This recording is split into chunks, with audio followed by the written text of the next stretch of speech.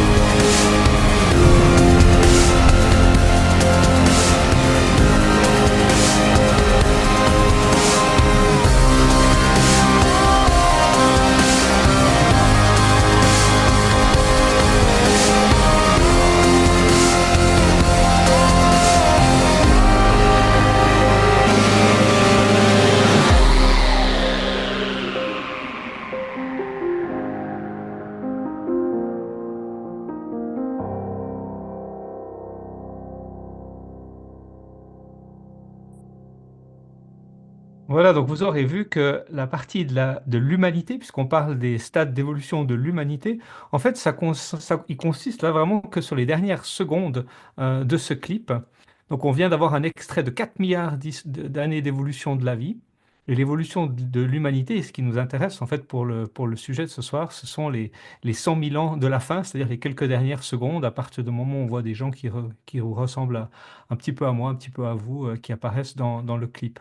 Et durant ces 100 000 ans, on a appris deux, trois choses sur les facteurs qui influencent notre mode de vie et qui influencent finalement notre évolution.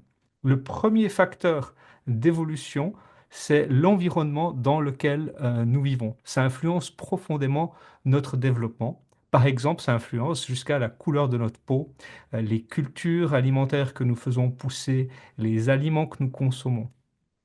Un autre mot pour parler finalement de cet environnement dans lequel nous vivons, c'est ce qu'on appellerait, ou ce qu'on appelle dans le langage de la spirale dynamique, les conditions de vie. Donc voici quelques exemples ici. Et tout au long de l'histoire de l'évolution de l'humain, nous nous sommes adaptés aux environnements, donc aux conditions de vie dans lesquelles nous vivions. Mais nous avons aussi influencé ces environnements. Et ça, c'est pas une nouveauté qui est liée à la modernité, où on pourrait dire bah, maintenant uniquement depuis nos sociétés modernes, nous avons une empreinte, nous avons un impact sur l'environnement que l'on a dans la pensée écologique. C'est quelque chose qui date de bien plus tôt. Un exemple, c'est lorsque les aborigènes sont arrivés en Australie il y a environ 40 000 ans, ils ont profondément modifié la nature en chassant certaines espèces, en brûlant des forêts, etc. Donc ils ont eu un impact vraiment, ce qu'on pourrait qualifier même d'un point de vue écologique, néfaste sur leur environnement euh, à ce moment-là. Donc c'est pas du tout quelque chose de nouveau, le fait que l'environnement nous influence et nous, à notre tour, influençons l'environnement dans lequel nous vivons par la manière dont nous vivons dans ces environnements-là. Et nous le transformons de plus en plus avec ça a commencé évidemment avec l'agriculture, qui a été un des premiers impacts sur l'environnement. Et ensuite, la construction des villes. Nous avons transformé nos milieux de vie de façon encore plus radicale. Et ça va jusqu'à des constructions comme le sont imagées ici, par exemple la construction de digues aux Pays-Bas qui permet finalement d'éviter que la moitié du pays soit sous l'eau. Donc c'est une façon d'influencer notre environnement également. Nous créons des environnements de vie qui nous sont favorables. Et dans ces différentes conditions de vie, il existe différentes stratégies de survie pour finalement pouvoir fonctionner dans les conditions de vie dans lesquelles nous vivons. Et les humains, le propre des humains, c'est que nous nous adaptons à ces conditions de vie. Typiquement, nous vivons différemment si nous vivons dans des climats froids ou des climats chauds, sur des terres fertiles ou des terres arides. Lorsque le sol est propice, on développe des cultures agricoles, etc. Pas toutes les stratégies de survie sont bonnes, en tout cas pas à long terme. Et voici sur cette illustration ici un exemple de l'île de Pâques. Alors il existe différentes théories de pourquoi finalement la civilisation s'est éteinte sur l'île de Pâques, que ce soit les maladies ou la surexploitation des ressources, la disparition des forêts parce qu'ils auraient coupé tous les arbres pour rouler leur statut. Enfin, il existe différentes théories et c'est pas très important de savoir laquelle est juste, c'est juste pour dire qu'il y en a qui fonctionnent pas. Et quand une civilisation s'effondre ou disparaît, euh, c'est généralement parce qu'elle n'a pas su s'adapter à l'évolution de son environnement. Un autre exemple qui est peut-être le plus connu quand on parle de civilisation, c'est la civilisation Maya, qui n'a, en tout cas une des théories les plus reconnues, c'est qu'elle n'a pas pu à un moment donné nourrir une population en croissance dans les villes dans lesquelles ils habitaient. Et en fait, si vous allez dans la péninsule du Yucatan au Mexique, vous vous rendez compte que les Mayas, ils ont tous sauf disparu. Ils sont encore là, ils sont encore partout. Simplement, ils ont dû quitter leur cité, ils ont dû apprendre à vivre autrement et recréer des nouvelles conditions de vie qui étaient plus favorables à leur survie que dans les endroits où ils habitaient, historiquement.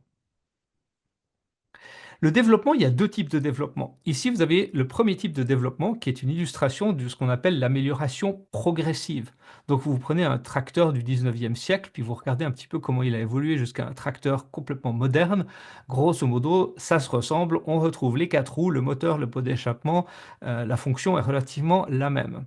Voilà, juste un exemple relativement simple pour parler qu'il y a des développements qui se font de manière graduelle, mais il y a d'autres développements qui sont plutôt de l'ordre de sauts quantiques. Donc, quand on a commencé à utiliser les chevaux en agriculture, ça a complètement révolutionné notre capacité de production.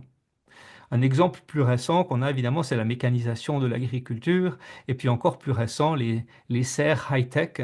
Et si on continue aujourd'hui, on fait de l'agriculture verticale, et ça change totalement la façon, à chaque étape, dont nous produisons finalement la nourriture.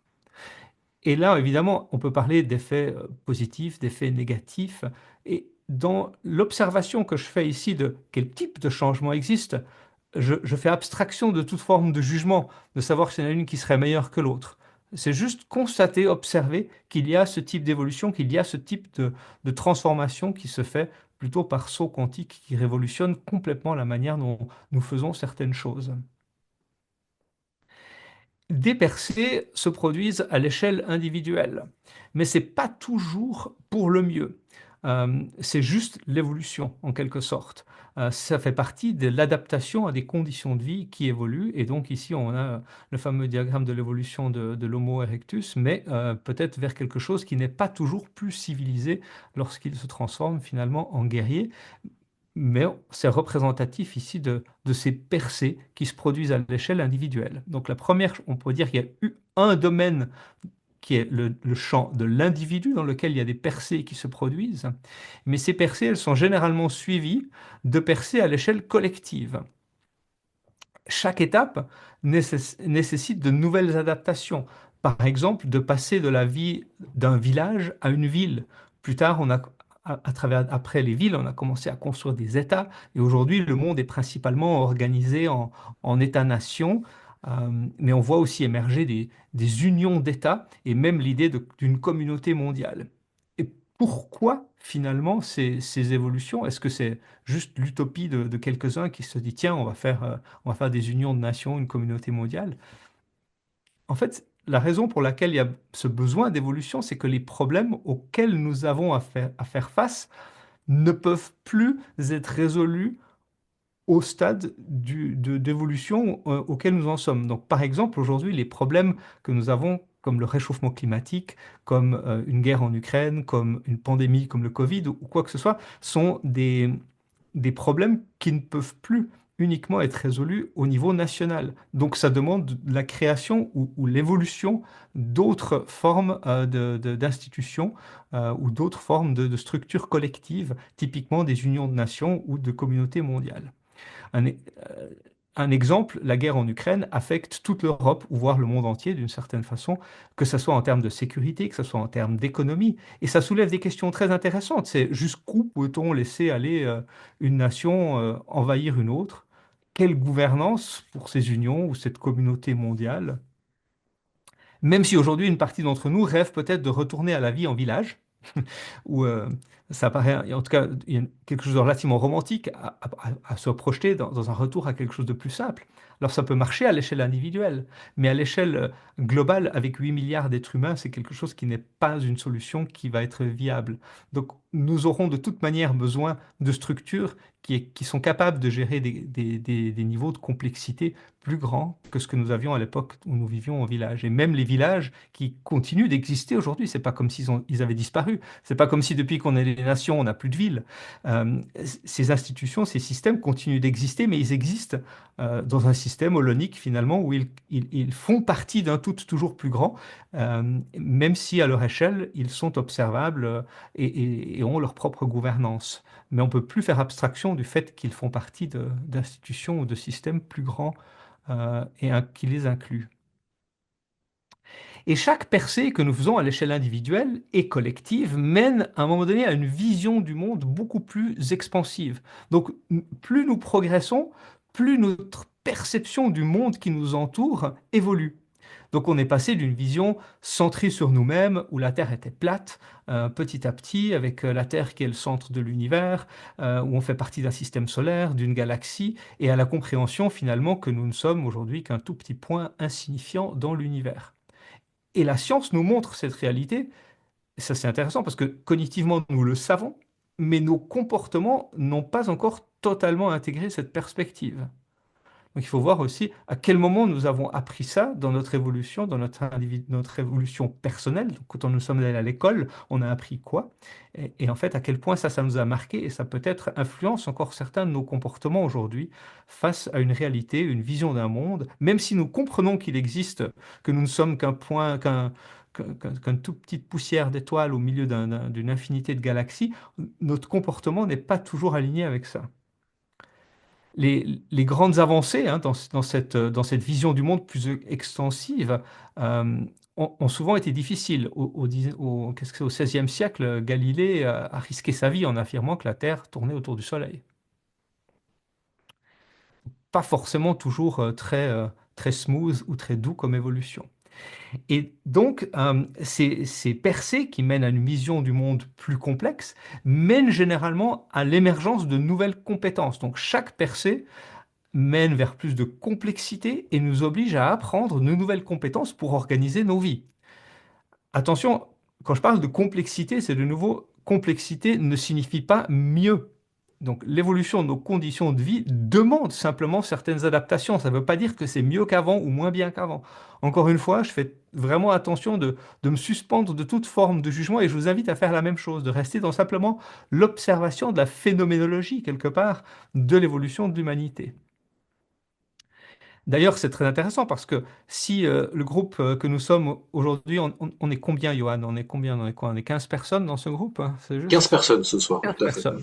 Eh ben, 16 même. si nous 15 nous retrouvions aujourd'hui dans la savane, avec nos connaissances modernes et tout, ben moi je suis pas sûr que notre groupe aurait vraiment la possibilité de survivre. Donc, c'est simplement pour dire que nous avons probablement gagné plein de compétences avec la modernité, mais on a certainement perdu certaines.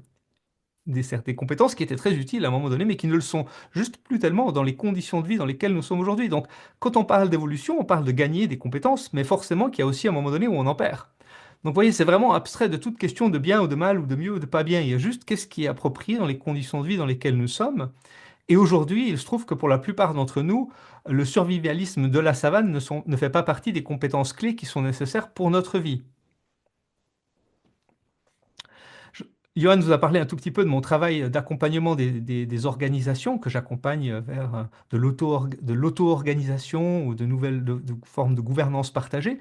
Il se trouve qu'aujourd'hui, les entreprises découvrent que l'auto-organisation, c'est une compétence clé pour survivre dans un environnement de plus en plus complexe et imprévisible.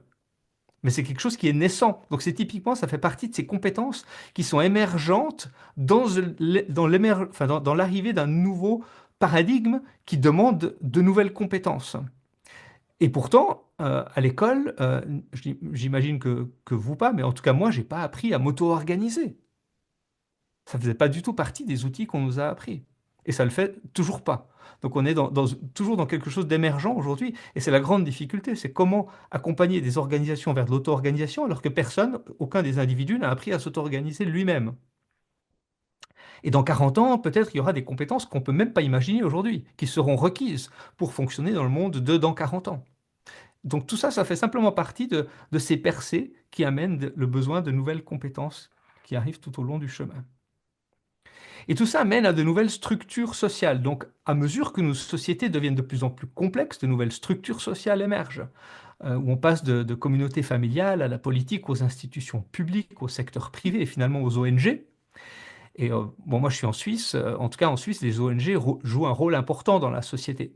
Mais ce n'est pas le cas partout. En Chine ou en Russie, par exemple, elles sont largement perçues comme des menaces pour le pouvoir politique. Donc il y a encore des conflits entre ces différentes structures sociales qui peuvent exister.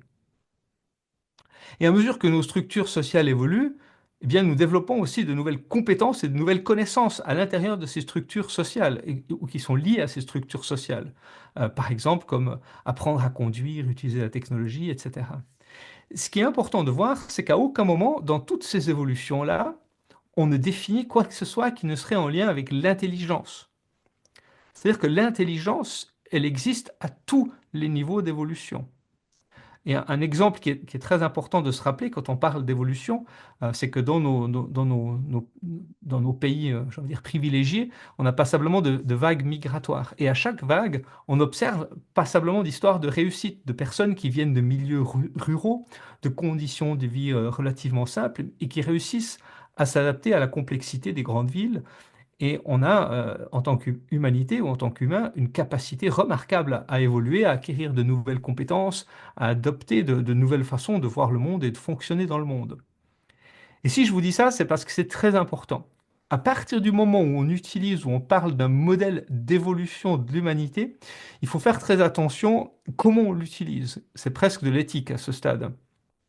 Il faut faire attention de ne pas en faire un modèle vertical dans lequel les plus évolués, donc nous les blancs occidentaux, on commencerait à regarder les moins évolués un petit peu de haut en pensant qu'on est plus évolué que les autres, etc., ou qu'on est plus intelligent, etc. Donc la pente glissante, elle existe, l'histoire nous l'a prouvé, qu'il y a des gens qui ont utilisé différentes formes d'évolution pour faire de la discrimination, voire d'autres programmes encore un peu plus violents.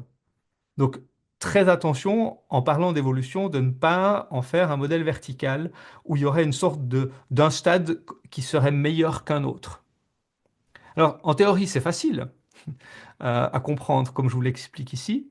Je vous invite à faire la même chose lorsque nous déroulerons un petit peu les différents stades d'évolution du modèle, à le faire pour vous-même. Parce que vous allez voir que vous allez vous faire prendre au piège potentiellement de vous dire que d'être plus évolué, c'est mieux. Donc rappelez-vous, que ce n'est pas le cas. Il n'y en a aucun qui est mieux. Il n'y a pas un stade qui est meilleur qu'un autre. Donc c'est toujours un petit peu plus difficile quand on se met soi-même sur l'échiquier et qu'on essaie de regarder où on se trouve. Les historiens, les anthropologues, les philosophes, ils sont à peu près d'accord sur rien sauf sur une chose, quand on essaie de combiner un peu ces disciplines, ils sont d'accord sur le fait que l'humanité n'évolue pas de manière linéaire, mais qu'elle évolue par paliers. Et toute la question est de savoir identifier et modéliser les étapes et quelles sont les conditions qui génèrent ces transformations. Et puis là, évidemment, tout le monde a à nouveau un avis complètement différent sur la chose. Euh, mais c'est très important de savoir que il y a relativement peu de doutes sur le fait que l'évolution de l'humanité, elle se passe par paliers. Et en regardant dans le rétroviseur, on voit quand même un certain nombre de choses. On voit qu'à chaque percée, il y a un lien entre la complexification de l'environnement et la percée en question, et donc les compétences qui y sont développées. Mais qui de la complexité ou de la percée est finalement l'œuf et la poule là-dedans? Et la réponse est peut-être les deux, et ça dépend. Donc pour l'instant, je vous laisse avec quelque chose de pas très clair, mais on va y arriver très rapidement. Euh, Lorsque nous sommes passés des villages aux villes, etc., les métiers se sont spécialisés et chaque transformation nous pousse finalement à acquérir de nouvelles compétences, mais aussi à développer des mécanismes d'adaptation pour faire face aux changements que nous avons initiés nous-mêmes. Donc là, vous commencez à voir qu'il y a peut-être quelque chose qui se reboucle l'un sur l'autre. Et de façon intéressante, aujourd'hui, nous sommes à un tournant crucial de l'humanité. Et là, c'est la phrase un petit peu choc, j'aurais peut-être dû l'écrire sur une slide, mais c'est, en fait, nous avons créé des conditions de vie qui menacent directement la survie de l'humanité. Donc je vous laisse prendre la mesure ou la portée de cette phrase. Nous avons créé, en tant qu'humanité, nous avons créé des conditions de vie qui menacent directement la survie de l'humanité. Et on se trouve aujourd'hui dans une situation où, évidemment, il y a des progrès technologiques, des innovations scientifiques qui apportent certes des progrès incroyables, mais c'est aussi relativement clair qu'une mentalité purement axée sur le business first, ou comme on le fait habituellement, ou voire America first, ou quelque chose de cet ordre-là, ne suffira pas à résoudre des défis globaux de notre époque. Il y aura besoin de quelque chose de plus, quelque chose de nouveau, quelque chose de différent. Donc, ces questions-là de oui, mais comment ça fonctionne? Quels sont ces paliers? Qu'est-ce qui finalement prédit le comportement humain? Eh bien, c'était le sujet un petit peu de recherche sur lequel est tombé Claire Graves, qui est le premier à avoir mené des recherches qui ont finalement donné plus tard naissance à ce qu'on a appelé Spiral Dynamics et dont on a fait une traduction malheureuse en français qui s'est appelée spirale dynamique. Je reviendrai peut-être un tout petit peu sur cette terminologie dans un moment. Mais à l'époque, Claire Graves est professeur de psychologie aux États-Unis dans les années 50. Donc c'est un contemporain de Maslow. Et il y avait des modèles, hein, que ce soit celui de Maslow, mais de Freud, de Jung, et tout un tas de théories qui essayaient de déterminer ou d'expliquer qu'est-ce qui détermine le comportement humain. Et les étudiants de Graves lui ont dit, mais c'est sympa, tous ces modèles qui existent, mais finalement, lequel a raison? Qu'est-ce qui détermine vraiment le comportement humain? Et il n'avait pas de réponse. Il a un petit peu emprunté par rapport à ça. Et il en a fait finalement le sujet de sa vie. Et il a passé le reste de sa vie à faire une étude véritablement, j'ai envie de dire, simplement en partant du terrain. Donc il a convoqué des étudiants et il a commencé avec tous les étudiants de son université. Et il les a observés comment est-ce qu'ils résolvaient des problèmes et analysé un petit peu les schémas sous-jacents dans leur façon de penser et leur façon d'agir. Et puis petit à petit, il a pu commencer à regrouper certaines façons de régler les problèmes qui se recoupaient. Donc il a pu comme délimiter différentes façons de penser que les gens avaient quand ils résolvaient des problèmes. Et puis, il a continué à travers les décennies d'observer ces mêmes personnes dans le temps, et il a observé que ces mêmes personnes qui résolvaient les problèmes d'une certaine façon, eh bien un peu plus tard, les résolvaient d'une autre façon, et puis il a commencé à pouvoir les mettre en lien les uns avec les autres. Donc c'est comme ça qu'a émergé finalement, de façon relativement empirique, ce qui est devenu la théorie que Graves, qui a peu publié durant sa carrière. Il a aussi des problèmes de santé à la fin, ce qui l'a empêché de publier. Mais le modèle qu'il a créé s'appelait la théorie de la double hélice cyclique émergente. Alors quand moi je vous parlais de traduction malheureuse de Spiral Dynamics à spirale dynamique, on est loin de ce terme. Il serait encore plus malheureux si ça s'appelait aujourd'hui la théorie de la double hélice cyclique émergente. Mais c'est quand même intéressant d'y jeter un petit coup d'œil. Voici, ça c'est un graphe original des recherches qu'a fait Graves. Je vous en montrerai une version à peine plus lisible tout à l'heure que j'ai piqué sur Wikipédia. Mais ce qui est intéressant dans la théorie de Graves, c'est qu'avec cette double hélice cyclique, il parle d'évolution qui se fait à l'interaction finalement entre deux choses, entre les conditions de vie d'un côté et les capacités que nous développons d'un autre côté. Et il parle, je vous économise ici tout le texte, mais il parle le thème qu'il utilise, c'est pas mal de VMEM. Le VMEM, c'est un langage qu'il n'a pas inventé, qui existait déjà, mais qui est devenu un peu spiralien. En langage de spirale dynamique, on parle plutôt aujourd'hui de système de valeurs ou de niveau d'existence ou de paradigme, tout ça étant la même chose. Donc, chaque VMM ou chaque système de valeurs permet grosso modo d'interagir avec des conditions de vie plus complexes. Donc vraiment pour simplifier, c'est une double hélice. On peut faire l'analogie évidemment avec l'ADN, où il y a d'un côté les conditions de vie et de l'autre côté les capacités que nous développons.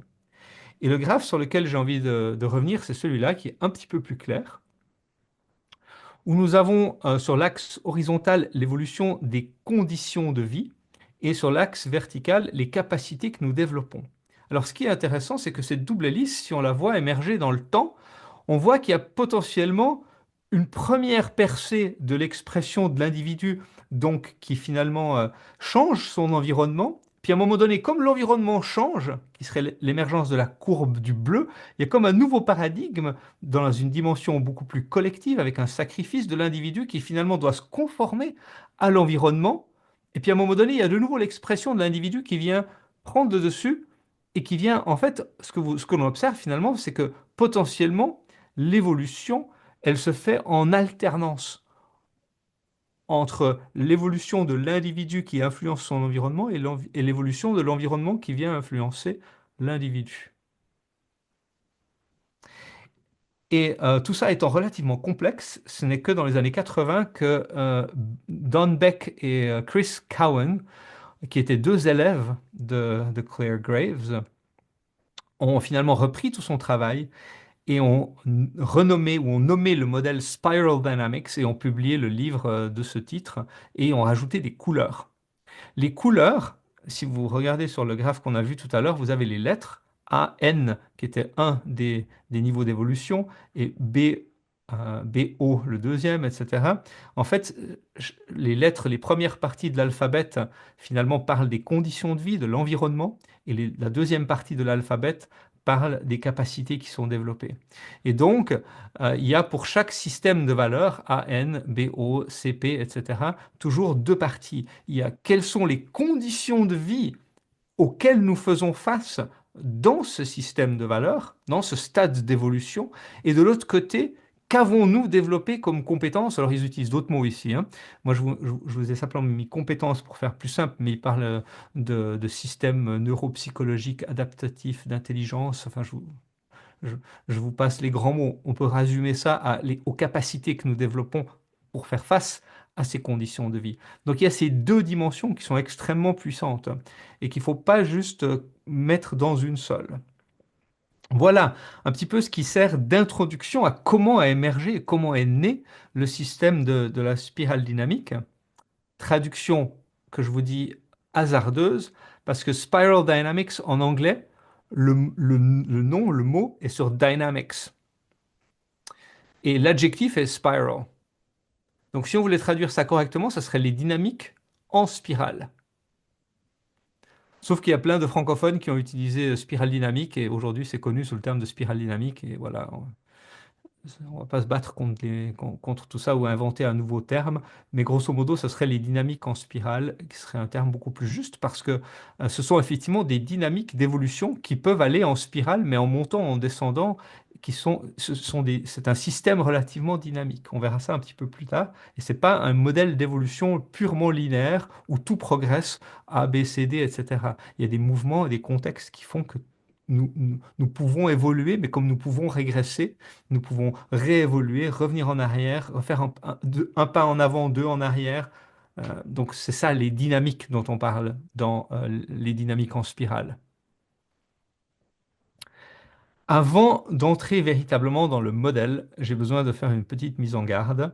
C'est que j'ai envie de vous dire que tous les modèles sont faux, mais certains sont utiles. Et il se trouve que la spirale dynamique est très utile. On est aujourd'hui dans un monde en perpétuelle évolution et il devient essentiel pour nous de comprendre qu'est-ce qui motive finalement nos décisions, nos interactions et toutes les transformations individuelles et collectives qui ont lieu. Euh, Ce qui est intéressant avec la spirale dynamique, c'est que c'est un modèle qui décrypte tous ces systèmes de valeurs, ce qu'on appelle ces systèmes de valeurs, mais qui vont influencer nos comportements et les choix que nous faisons en tant qu'individu et en tant qu'organisation et en tant que société. Et avec un seul modèle, nous avons une grille de lecture. Ça, c'est important. La spirale dynamique, c'est principalement une grille de lecture pour comprendre comment fonctionnent les évolutions. Et on a une grille de lecture de l'évolution de l'humanité, des individus et des organisations, avec le même modèle. Et on peut l'appliquer à tout un tas de sujets qui vont plus loin, des sujets de société finalement. Et on terminera un petit peu là-dessus sur une suite potentielle dans cette communauté de continuer de proposer, après cette introduction d'aujourd'hui à la spirale dynamique, des workshops thématiques pour commencer à appliquer et décliner. Ça veut dire quoi en fait concrètement quand on l'applique à des sujets de société actuels ou des sujets de vie qui nous touchent de très près. Et tout ça avec le même modèle, avec la même grille de lecture. Donc c'est extrêmement puissant. Quel que soit votre métier, votre travail, votre situation dans le monde, dans votre famille, dans la vie, dans la société, il y a des choses extrêmement puissantes à apprendre, surtout si on essaye, si on est aujourd'hui un petit peu perplexe devant ce qui se passe dans le monde.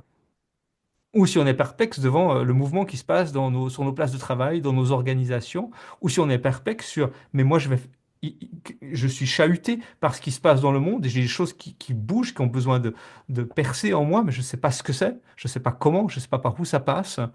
Eh bien, peu importe les questionnements, la spirale dynamique, c'est pas la réponse, c'est pas la solution, c'est un modèle et c'est une grille de lecture qui nous sert ensuite à faire le travail. Donc, elle va rien résoudre miraculeusement. Voilà les petites mises en garde, parce que moi j'en parle avec beaucoup de passion de ce modèle, et puis ça a le danger d'être perçu comme si je parlais de la grande vérité. Non, il n'y a aucune grande vérité, c'est uniquement ma passion pour un modèle que je trouve extrêmement puissant, qui me permet à moi, dans ma vie privée, dans mon évolution d'individu, de conjoint, de père, de membre de la société et professionnel, d'accompagnant d'accompagner des leaders, des organisations, des personnes dans des situations de plus en plus complexes. Et j'y vois énormément de puissance et voilà pourquoi j'ai cette passion. Mais attention de ne pas confondre ça avec une forme de vérité. Voilà pour la petite introduction. Maintenant, on va passer dans la partie un petit peu voyage. Ça, c'est l'illustration que moi je fais de la spirale dynamique. J'ai repris ici les niveaux, les différentes couleurs de la spirale dynamique. J'ai mis des mots en français avec un thème par système de valeurs dans l'évolution. C'est les mots en lettres majuscules.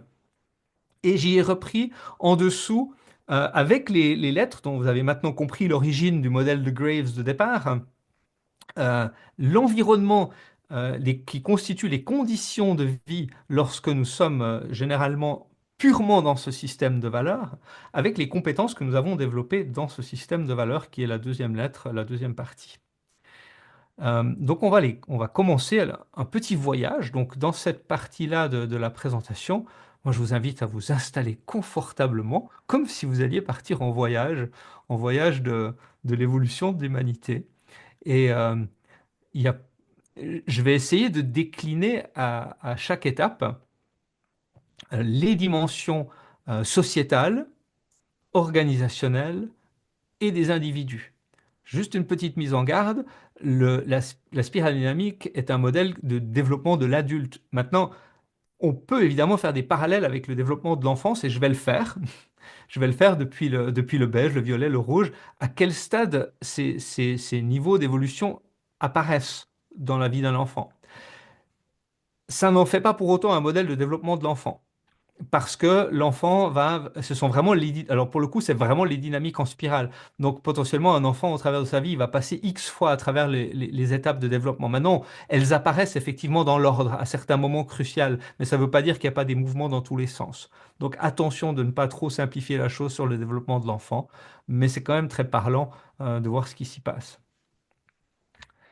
Un truc intéressant avant de commencer, c'est peut-être juste de regarder l'échelle de temps. Donc, on a vu sur le petit film qu'on parle de l'histoire de l'humanité. Allez, on fait des gros arrondis, grosso modo 100 000 ans. Donc là, on est au beige. Le violet, il émerge il y a environ 40 000 ans. Paléolithique supérieur, quelque chose de cet ordre-là, pour ceux qui sont des fans de l'histoire de l'humanité. Le rouge, il y a environ 10 000 ans. Le bleu, il y a environ 5 000 à 2 000 ans. Donc quelques milliers d'années. Le orange, allez, entre 100 et 300 ans. quelques siècles. Le verre, je fais des grosses simplifications, je dirais quelques décennies. En vrai, il est présent dans les sous-couches depuis plus de 100 ans, hein, 150 ans. Mais où on le vit vraiment, où on le voit vraiment émerger, quelques décennies. Et le jaune, bah, il est là en émergence quelques années, je sais pas, quelques décennies aussi. Et puis le turquoise, alors là, on est vraiment dans quelque chose d'une émergence, on va dire, à la pointe de de ce qui émerge aujourd'hui. On n'en connaît pas encore vraiment tous les contours. Même le jaune, c'est encore un tout petit peu flou. Donc même nous, praticiens de la spirale dynamique, on prend beaucoup de prudence et de pincettes quand on parle de ces systèmes-là. Et on prend bien garde de vous faire croire qu'on les maîtrise et on y est déjà, quoi. On les observe parfois aussi un petit peu de l'extérieur. Mais c'est intéressant, hein, l'accélération. Donc on a quelque chose de presque logarithmique. Entre quelques dizaines de milliers d'années, quelques milliers d'années, quelques siècles, quelques décennies, quelques années, il y a une accélération fulgurante qui est en train de se produire. Alors, moi, je vois ça comme plutôt bon signe, personnellement. Cette accélération, vu un petit peu la situation qu'on a dans le monde, qui a parfois tendance à nous faire croire qu'on est en vraie régression. Voilà, donc le voyage commence avec le beige. Le beige euh, qui est un système de survie. En fait, il est dans la version la plus basique que l'on pourrait imaginer de l'humain, qui est vraiment avant l'arrivée du langage même, carrément, qui est vraiment en mode automatique, survie. Imaginez-vous des bipèdes qui fonctionnent en famille, en petits groupes comme ça, mais en groupes qui se font autour de leur famille nucléaire, en fait, hein, et qui s'organisent du mieux qu'ils peuvent pour survivre, pour manger et pour se reproduire de façon de façon instinctive et quasiment automatique. Il n'y a pas de cognition, il n'y a pas de stratégie, il n'y a pas de façon de penser, il n'y a pas de langage qui permet les niveaux d'abstraction que nous avons aujourd'hui. Le système de valeurs beige, on peut aujourd'hui s'y trouver ou y être projeté lorsque on a par exemple une situation de vie où on craint on craint pour sa vie. Donc si on est menacé de mort, immédiatement, il y a cet instinct qui vient en nous, qui finalement, c'est comme le cerveau reptilien qui reprend l'ensemble du contrôle de notre système, et nous fonctionnons également en mode automatique.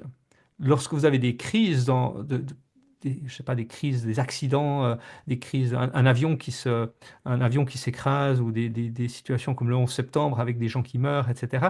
Il y a toujours des cellules psychologiques qui se mettent en place pour accueillir les survivants, souvent, ou parfois même les victimes ou les personnes qui sont proches de ça. Et en fait, ces cellules psychologiques, la seule chose qu'elles disent aux gens, c'est on est là pour vous et vous êtes en vie, mais il n'y a pas possibilité d'entrer en raisonnement. C'est pas à travers le langage qu'on peut finalement comme faire une abstraction de ce qui s'est passé. On a besoin d'attendre que la personne ressorte de cet état, qu'on peut appeler peut-être état de choc, en quelque sorte. Et il n'y a pas beaucoup de messages vocaux qu'on peut transmettre par la langue pour rassurer ces gens. Donc le beige, c'est quelque chose dans lequel nous pouvons nous retrouver instantanément, en condition de survie. Donc vous voyez, les dynamiques, ça peut aller très vite contre le bas jusqu'en bas. On va évidemment jamais vivre, nous, pleinement le beige. C'est pas possible parce que nous avons déjà intégré une bonne partie des systèmes de valeurs en dessus. Donc on peut évidemment régresser dans un beige dans un instant. Mais malgré ça, nous avons quand même accès, cognitivement en tout cas, à d'autres systèmes de valeurs. Donc on n'y sera jamais entièrement. On pourra jamais recréer un environnement et les conditions de vie du beige. Ça, c'est un petit peu vrai pour les systèmes de valeurs suivants également. Donc il s'agit principalement de survie dans le beige. Émerge, à un moment donné dans l'histoire, la culture orale et la capacité de familles à s'unir entre elles pour créer un environnement qui génère encore plus de sécurité que ce qu'on pouvait le faire avant. Donc l'environnement dans lequel est toujours dangereux et naturel, euh, mais il y a quelque chose une perception d'une sorte de menace de l'environnement extérieur, d'une forme de magie qui invite les humains à se Ouais, attendez, je fais juste une petite parenthèse en retour. Lorsqu'on était sur le beige, j'avais dit que je ferais le parallèle sur le monde de l'enfant, du développement de l'individu. Le beige, c'est l'arrivée dans le monde, c'est le premier cri, en gros, c'est l'instinct de survie. Vous allez dans une maternité, vous entendez les cris des premiers bébés, ça fait du bruit. Ça, c'est un instinct fort, c'est une force de survie qui vient dès les premiers instants de la vie. D'accord? Donc voilà, c'est ça qu'on peut dire. Et très vite, l'enfant passe dans la partie violette, c'est-à-dire la fusion, le lien avec la mère ou avec les parents ou avec les personnes qui s'occupent de l'enfant. Donc on arrive très vite dans cette sécurité qui émerge dans le violet. Donc, ici, la métaphore, il y a pour chaque système de valeurs une métaphore. Les métaphores sont un petit peu orientées ici sur le monde des organisations. Évidemment, ça colle à l'histoire de notre humanité, les tribus. Mais pourquoi? Parce que la tribu, c'est aussi une métaphore pour le monde des organisations. En fait, c'est ce besoin, ce sentiment d'appartenance, de faire partie du même groupe. C'est générateur d'identité commune, c'est générateur de confiance, c'est générateur d'énormément de choses. Donc typiquement, dans le monde des organisations, si on n'a pas de violet dans une organisation, en fait, il nous manque quelque chose. Donc tous les systèmes de valeurs, vous voyez, la spirale comme elle est illustrée ici, elle est illustrée en spirale parce que chaque système de valeurs transcende et inclut le précédent. Donc le violet transcende et inclut le beige. Donc il y a toujours cette notion de survie qui est importante, mais cette fois on le fait en groupe parce qu'on a besoin, on cherche la sécurité, on cherche le confort face à un monde qu'on ne comprend pas. Par exemple, c'est quoi tous ces orages? C'est quoi ces animaux? Qu'est-ce que ça veut dire? Que veulent dire les dieux? Qu'est-ce que nous devons faire pour plaire aux dieux? Et donc la tribu, c'est l'espace de sécurité. Bon, de là naissent aussi toutes les peurs sociales, comme l'exclusion de la tribu, qui était signification de mort finalement. Si quelqu'un qui se fait exclure de la tribu, ça revient à être mort. Et aujourd'hui, quand il y a des expérimentations qui ont été faites, vous mettez les gens dans des scanners où on observe les zones du cerveau qui s'allument. Quand vous projetez aux gens des images qui symbolisent la mort ou un danger physique de mort, ou que vous mettez des images qui symbolisent l'exclusion sociale, c'est exactement les mêmes zones du cerveau qui s'activent. Donc nous avons tendance à percevoir les dangers d'une exclusion sociale comme étant un danger de mort de la même façon parce que notre cerveau est câblé de cette façon-là, tout simplement, par notre héritage, comme un danger de mort physique. Donc l'attribut, c'est aussi la culture orale, c'est-à-dire que le savoir se transmet maintenant de génération en génération par la culture orale. Euh, Aujourd'hui, dans notre société moderne, on a tendance à idéaliser un petit peu ces sociétés. Et c'est pour ça que le chamanisme, par exemple, est très en vogue. On verra que un peu plus tard, quand on avancera vers le vert, que c'est depuis le vert aujourd'hui que ce retour au violet est idéalisé. Mais attention, parce que les conditions de vie euh, sont inséparables des pratiques. Donc pour nous qui allons peut-être chez le chaman aujourd'hui, les expériences que nous y vivons, nous les vivons principalement depuis des conditions de vie qui sont vertes pour nous. Parce que les conditions de vie violettes, quand on parle de la terre-mère, c'est pas juste une projection d'esprit en violet, c'est la réalité dans les conditions de vie violettes. Donc il y a une forme de naïveté dans la perception du monde dans les conditions de vie violettes. C'est la réalité qui nous menace, qui est existentielle. Donc nous retrouverons non plus jamais entièrement des conditions de vie violettes. Nous pouvons faire des expériences, nous pouvons passer du temps à cultiver les choses qui nous viennent du violet, mais nous ne pourrons jamais faire une expérience pure et pleine du violet, comme c'était d'ailleurs le cas avec le beige tout à l'heure. Le violet, aujourd'hui, on le retrouve dans la famille, dans le couple, on le retrouve autour de cette sécurité affective, mais aussi, je vous parlais de chamanisme, dans des rituels, par exemple pour la terre-mère ou les thérapies qui intègrent la dimension de l'inconscient du corps, des rituels psychospirituels qui intègrent des mémoires ou cette magie parce que ça agit sur notre psychisme. Donc aujourd'hui, le violet se retrouve dans passablement d'endroits de notre société. Au niveau de l'enfance, je vous l'ai dit, donc le violet, c'est l'espace où l'enfant n'a pas conscience d'être distinct du parent ou de la mère. Il y a cette notion c'est avant l'individualisation. D'ailleurs, si vous allez aujourd'hui regarder dans des tribus qui vivent encore aujourd'hui dans des conditions de vie proches de ce que nous imaginons était le violet dans notre évolution, eh bien, si on observe la structure de la langue de ces tribus, il n'y a pas de mot pour la possession. quelque chose qui serait à moi n'existe tout simplement pas dans le langage. Donc ça, c'est juste indicatif du fait que ça vient avant la notion d'émergence de l'individu. Tout est centré autour de la tribu dans la perception, dans la vision du monde. Dans le monde qu'est-ce qui existe finalement comme organisation? Je vous ai parlé de famille, de couple. Dans le monde des organisations du travail, on va retrouver la composante violette très fortement dans les questions de tout ce qui est trait au rituel. Typiquement, l'apéritif du vendredi, célébrer les réussites ou les choses comme ça fait partie des rituels. Et tout ce qui est rituel, finalement, c'est quelque chose qui crée cette notion d'appartenance, cette notion de faire partie d'une identité commune, etc. On retrouve aussi des fan clubs ultra dans cette catégorie-là. Et les percées majeures, c'est ce qu'on voit dans les organisations violettes. Finalement, qu'est-ce qu'il y a à chaque saut, à chaque émergence d'un nouveau système de valeurs, on va observer des percées majeures. Les percées majeures du violet sont les transmissions du savoir par les anciens et la sécurité au travers du collectif. Donc voilà vraiment un peu ce domaine-là. En termes de leadership, le violet, c'est quelque chose on a un leadership très paternaliste, très protecteur. Donc voilà ce que l'on voit il y a beaucoup de startups qui commencent centrés autour de fondateurs qui transmettent ensuite leur savoir à des personnes suivantes. Donc il y a une composante de violette dans des startups également.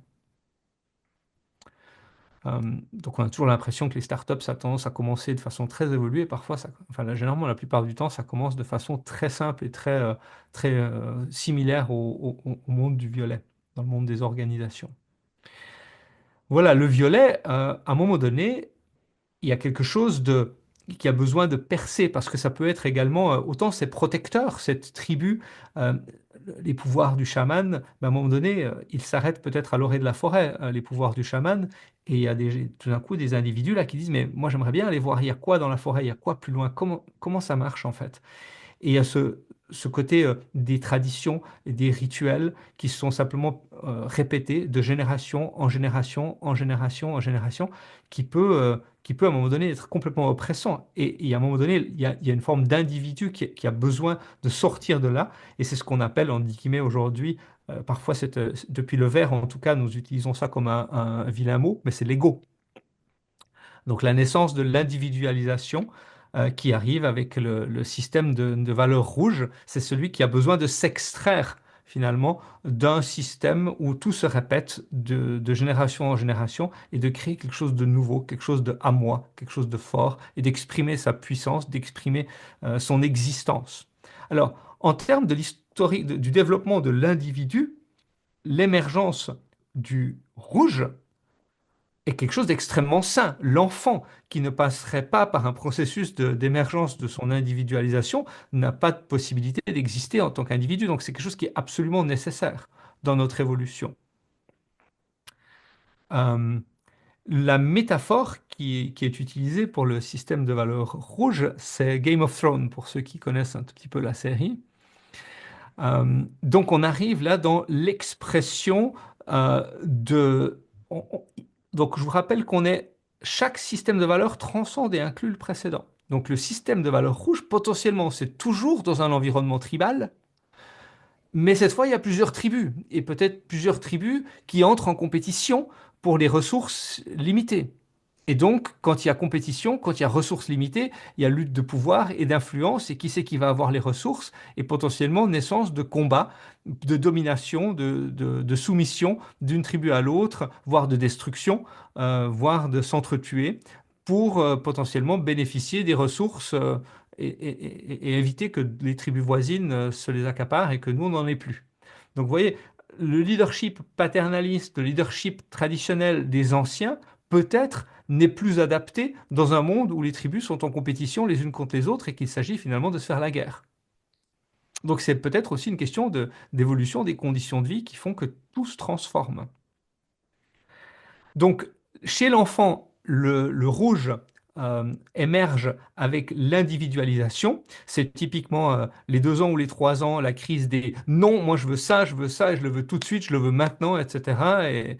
Et pas d'autres, pas de possibilité de négocier. C'est juste je hurle, je crie et je fais un tantrum, je fais ma crise, etc. Donc ça, c'est typiquement l'individualisation de l'enfant dans j'ai envie de dire, là où elle est le plus audible, en tout cas, ou visible chez l'enfant. Mais comme je vous le disais, c'est quelque chose d'extrêmement sain. Pourquoi je vous dis que c'est extrêmement sain? Parce qu'aujourd'hui, on observe, je ne sais pas si vous avez observé déjà des gens autour de vous, vous avez peut-être des connaissances qui sont dans des relations, qui sont des relations d'emprise, des relations malsaines. Donc, quand vous êtes dans une relation, que ce soit de couple ou que ce soit professionnelle ou peu importe, où vous avez une forme d'emprise ou quelqu'un qui a, il y a une emprise toxique en fait d'une personne sur l'autre, la seule manière pour la personne qui se trouve prise ou prisonnière d'une relation d'emprise d'en sortir, c'est de manifester son énergie rouge, c'est de dire stop, non, j'arrête, je pars. Donc, c'est aussi cette capacité d'exprimer sa force et sa puissance et sa volonté, extrêmement sain. Sans ça, ben, en fait, nous pouvons rester prisonniers d'un violet toxique, d'une relation d'emprise toxique qui nous empêche finalement de nous en extraire. Donc aujourd'hui, on pourrait même parler d'une forme d'assertivité, d'une forme d'initiative, d'entrepreneuriat. Tout ça, ça peut naître dans des formes très saines du système de valeurs rouges.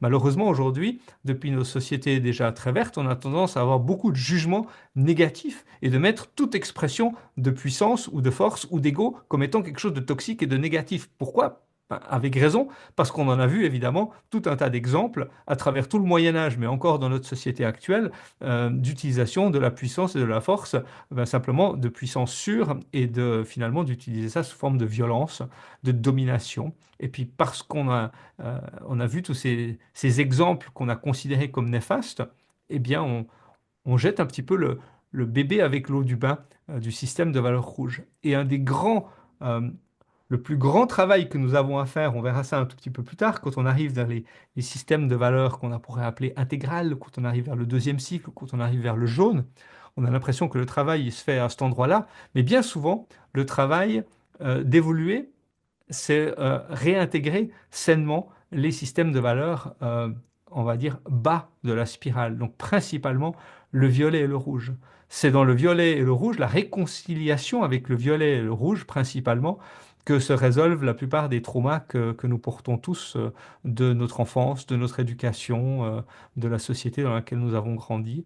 Et il y a beaucoup de travail de réconciliation à faire à cet endroit-là. Donc c'est très important si nous observons aujourd'hui ce modèle, de faire attention de ne pas juger le rouge comme étant forcément quelque chose de négatif. D'ailleurs, ce côté il y a un système de valeurs qui serait bien ou pas bien, ça c'est du bleu. Donc je fais un petit cran d'avance. Cette notion de morale, de bien ou de mal, c'est vraiment un système de valeurs bleu. Et on l'a tellement intériorisé qu'on l'applique à tout, y compris au système de valeurs.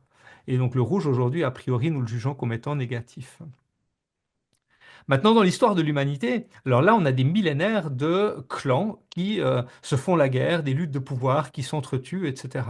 Donc, évidemment, euh, c'est quelque chose dans notre histoire qui est très lourd parce qu'on parle de génération après génération après génération après génération qui vivent dans cette lutte de pouvoir relativement basique où il s'agit finalement d'aller, il y a un leader qui prend le pouvoir, qui a une forme de pouvoir directif et qui impose des vues et qui donne des ordres et qui dit maintenant toi tu fais ça, vous faites ça, on va prendre en esclave les habitants du village d'à côté et il n'y a pas de flip chart meeting avec des stratégies sur le whiteboard ou des trucs comme ça, hein. C'est très simple, c'est très basique, c'est très directif.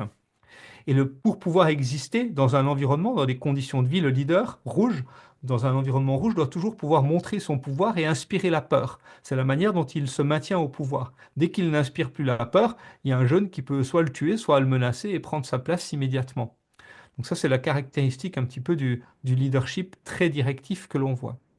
En termes d'organisation, aujourd'hui, le type d'organisation que l'on voit émerger, ou qui existe encore, pardon, en rouge, sont les gangs de rue, mafias, armées de mercenaires. Donc, ce n'est pas des choses qu'on côtoie tous les jours. Euh, Par contre, une composante saine de leadership rouge dans les organisations est extrêmement utile dans certains cas. Cette capacité d'avoir un pouvoir directif et une division du travail, notamment dans le monde des urgences. Donc vous allez chez les pompiers, c'est toute forme d'urgence, de système d'urgence.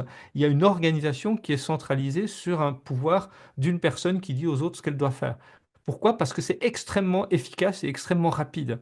Donc quand vous êtes dans une situation d'urgence, vous n'avez pas le temps de réunir les gens autour d'une table, de faire un tour d'ouverture et de voir comment tout le monde se sent aujourd'hui pour savoir si tout le monde serait d'accord avec la proposition d'intervention.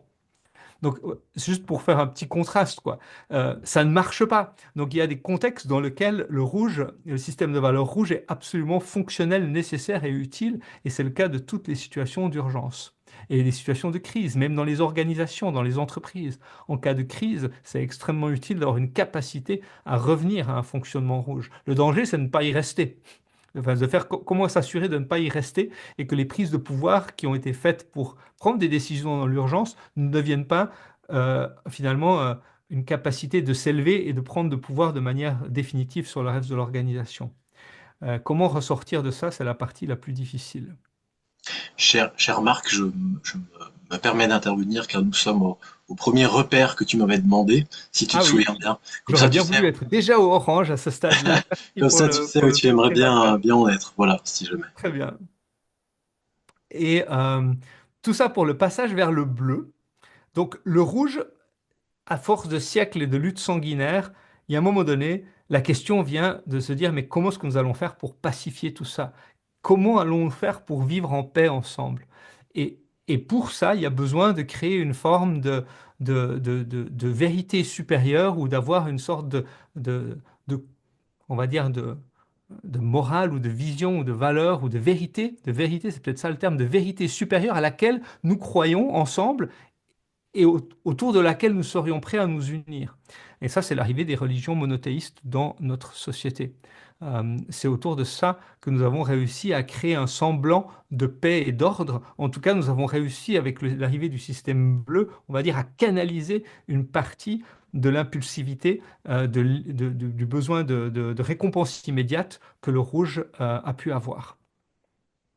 Donc le bleu, c'est l'arrivée des États-nations, c'est l'arrivée de l'ordre, de la loi, de la règle, de la morale, des religions. C'est aussi, en même temps, c'est la révolution agricole, c'est l'invention des organisations en caste où chacun est remplaçable dans son rôle. C'est-à-dire que dans le rouge, finalement, le leader tranchait la gorge du précédent pour prendre sa place. Dans le bleu, eh bien, en fait, il y a un processus pour remplacer les gens dans leur rôle. Il suffit pas, si on prend par exemple l'Église catholique comme étant un exemple typique d'organisation bleue, eh bien, il y a un processus pour remplacer un évêque. Il suffit pas d'aller lui trancher la gorge pour prendre sa place. Donc c'est juste pour montrer que tout change complètement avec l'émergence du système bleu. Et donc c'est un système qui amène de la stabilité. Pour la première fois, on est capable de lancer des projets et des constructions qui se construisent sur des générations et des générations et des générations. Donc ça crée des organisations qui sont stables avec des processus répétables. Ça, on le voit aussi avec l'agriculture. Donc quand je parle de révolution agricole, c'est les calendriers agricoles, la répétition des processus qui se font tout le temps.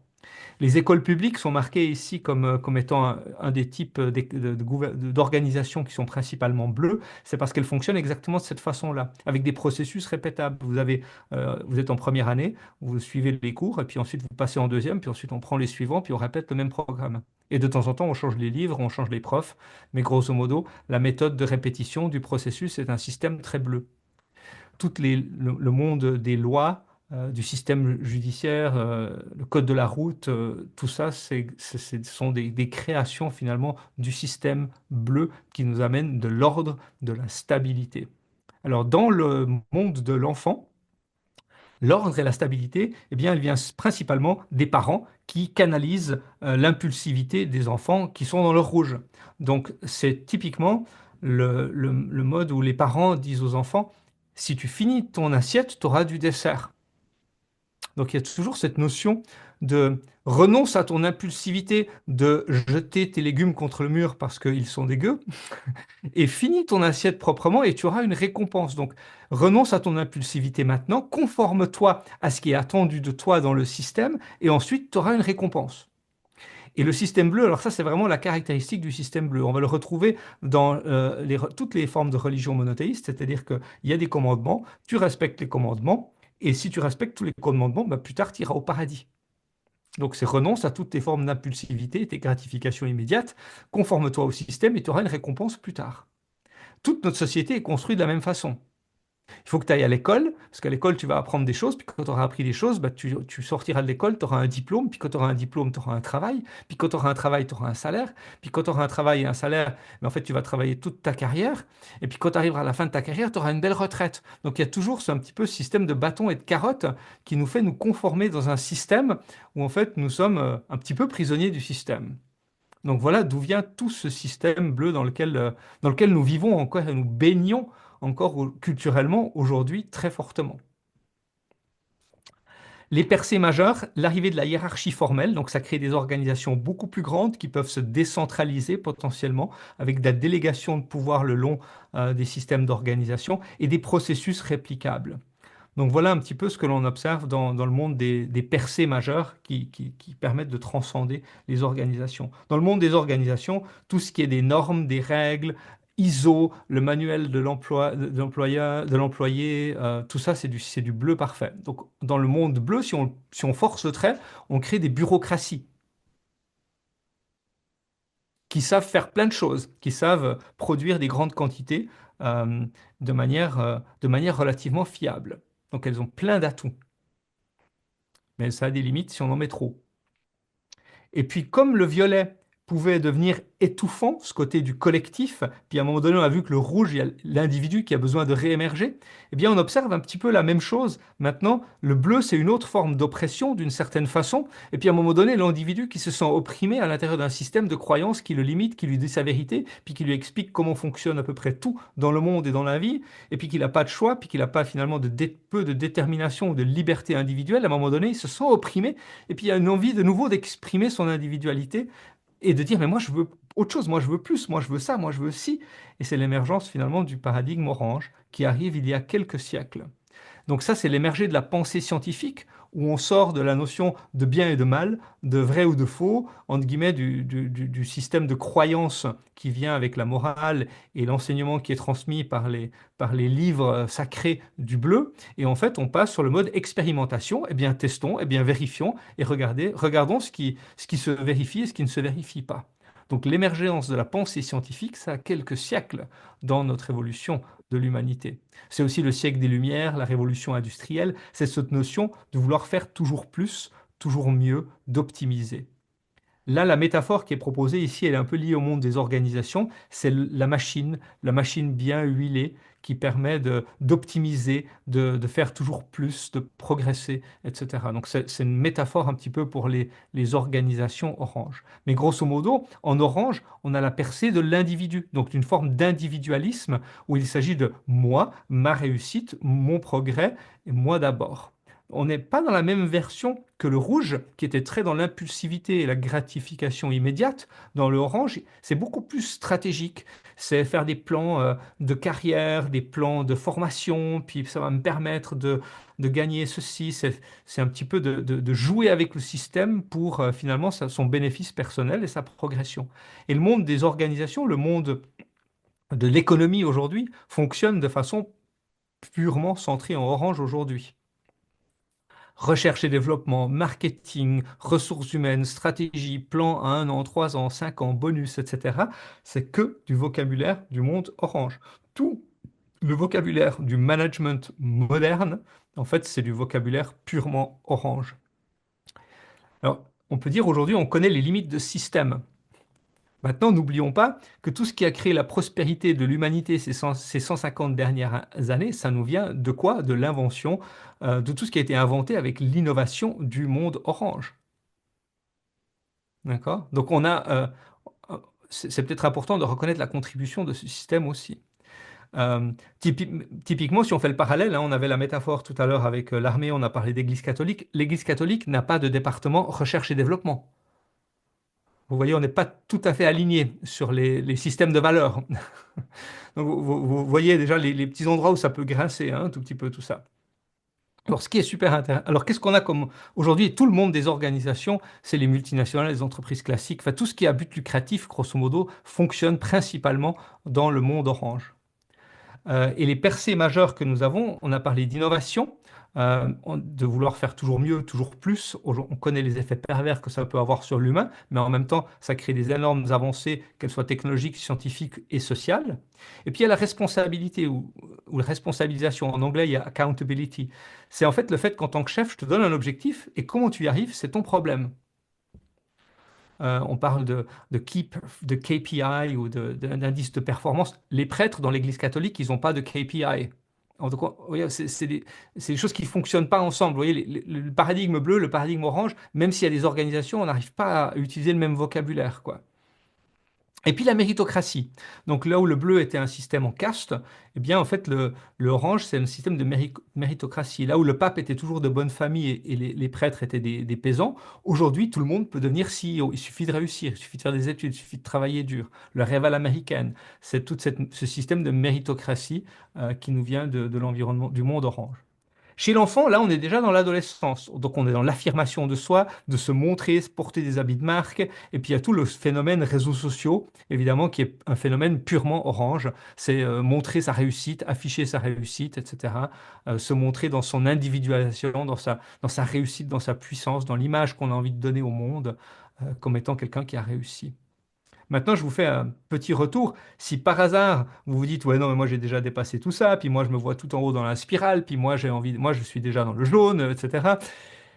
Et ça, c'est le orange en vous, si jamais, qui fait toc-toc, qui vous dit que en fait c'est vachement mieux d'être plus évolué.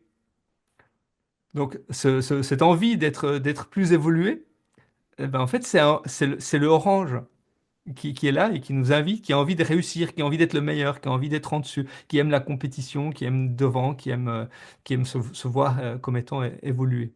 Donc si, peut-être que ça fait un clin d'œil à certains.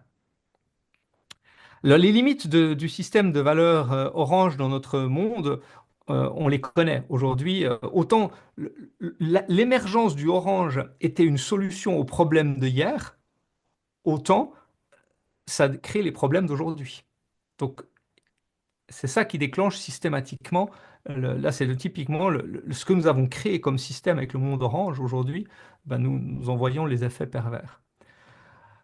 C'est émerge il y a quelques décennies encore un nouveau système de valeurs. Je dis quelques décennies, en fait, c'est quelques siècles, parce que si vous allez lire Rudolf Steiner ou des écrits de certaines personnes déjà début du siècle passé, en fait, c'était purement du vert. Ou si vous regardez le mouvement hippie, le mouvement mai 68, c'était déjà l'émergence du vert. Mais ce sont des mouvements qui n'ont pas réussi à accrocher, à trouver une stabilité, faire une véritable empreinte ou créer une transformation de la société même s'ils étaient déjà présents et perceptibles. Le vert, c'est le dernier élément constitutif, entre guillemets, de cette évolution humaine. Mais vous allez me dire, oui, mais il y en a d'autres après. Attendez, on va passer, je vous expliquerai tout à l'heure qu'il y a encore, on arrive à la fin ici du premier cycle et on passera au deuxième cycle avec l'arrivée du jaune et du turquoise. Et en fait, le premier cycle compose tous les éléments constitutifs un peu des systèmes de valeurs de l'humain. Et le vert, il est motivé principalement par l'harmonie, l'harmonie intérieure, l'harmonie extérieure, par la guérison. Donc c'est en quelque sorte le stade depuis lequel nous prenons conscience des dégâts qui ont été créés par les systèmes de valeurs précédents et que nous essayons de les réparer et de les guérir, que ce soit à l'échelle individuelle ou à l'échelle à l'échelle des organisations ou à l'échelle mondiale ou de notre société ou de notre civilisation. C'est aussi depuis le vert qu'on se rend compte que de tout ce qui a été perdu dans le développement de la modernité, hein, donc le monde un peu du bleu et du orange principalement, surtout du orange. Par exemple, le lien à la nature qu'on avait en violet et qu'on a complètement perdu. Donc le vert tend à idéaliser le violet qui détenait une sorte de vérité, une sorte d'accès à la nature, à la pureté. Et donc le vert va chercher à retrouver, à renouer, à reconnecter avec tout ça. Le verre, l'émergence du verre, c'est typiquement aussi l'arrivée du yoga, de la méditation en Occident, tout le mouvement écologiste. Donc tout ce qui va amener de l'harmonie, du lien et du ensemble. Donc on retourne dans la dimension du collectif. La métaphore ici, c'est la famille et c'est aussi une métaphore qui s'applique au monde des organisations. Donc dans le monde de l'organisation, là on est dans une ère post-industrielle.